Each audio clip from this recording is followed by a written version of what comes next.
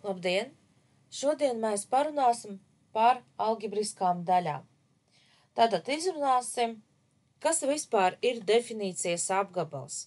Jeb, var pateikt, izrunāsim, kā mēs atradīsim tās vērtības, ar kurām daļai nav jēgas.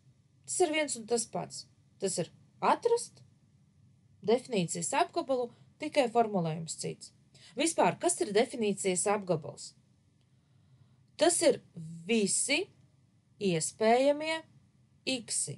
Tātad visas vērtības, kuras var būt, tātad kuras der priekš mūsu mainīgā. Tātad ar šīm vērtībām daļai jābūt kaut kādam rezultātam, vai arī daļai ir jēga, var tā arī pateikt. Tātad, pirmkārt, definīcijas apgabalu apzīmē ar lieliem burtiem DA. Lai atrastu vispār definīcijas apgabalu, mums jāzina viens likums.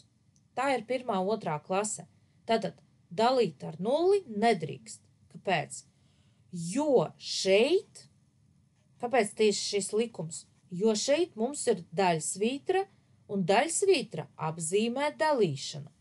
Tātad es uzreiz varu pateikt, ka dalīt ar nulli nedrīkst, tāpēc es saku, ka saucējs x nav vienāds ar nulli.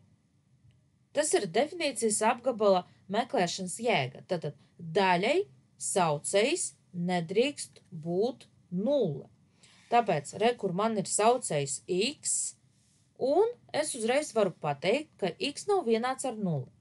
Un tā kā tagad es meklēšu tieši definīcijas apgabalu, tāpēc es pierakstīšu, ka x pieder intervāliem no mīnus bezgalības līdz nullei neieskaitot un no nulles neieskaitot līdz plus bezgalībai. Tātad, kad es meklēju definīcijas apgabalu, es atrodu visas x vērtības, ar kurām daļai ir jēga. Tātad es redzu, ka nevar būt viena vērtība nulle, tāpēc no visiem skaitļiem, tātad visiem skaitļiem, kuri ir uz skaitļu as, tātad es izvilku ārā to nullīti. Izrunāsim vēl dažus piemērus, jo daļas var būt daudz nedažādas. Tāpēc, ko es daru? Piemēram, šeit arī meklēju definīcijas apgabalu. Tātad saku, saucējs nav vienāds ar nulli, tātad x nevar būt mīnus 14. Tātad risināšana ir atkarīga no tā vienādojuma, kuru mēs iegūstam tā kā it kā pielīdzinot nullei saucēju. Nu, pateicot, ka nav vienāds, nevar būt. Tā, un rakstam tātad x pieder no mīnus bezgalības līdz mīnus 14 un no mīnus 14 līdz plus bezgalībai. Rekur. Tā, nākamais piemērs, paņemsim ne definīcijas apgabalu, bet meklēsim tās vērtības, ar kurām daļai nav jēgas. Tad daļa nevar būt. Tātad, ko es daru? Es saku, ka saucējs nav vienāds ar nulli. Un tagad risinu vienādojumu. It kā vienādojumu, nevienādību. Tā, tātad m-3 nav vienāds ar nulli. Tas ir pilns kvadrātvienādojums.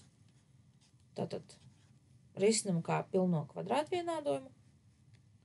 Un sanāk, ka m plus 6 nav vienāds ar nulli. Tātad m nevar būt mīnus 6.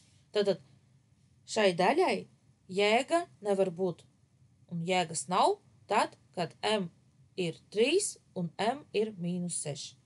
Ar kvadrātvienādojumiem ir tas pats.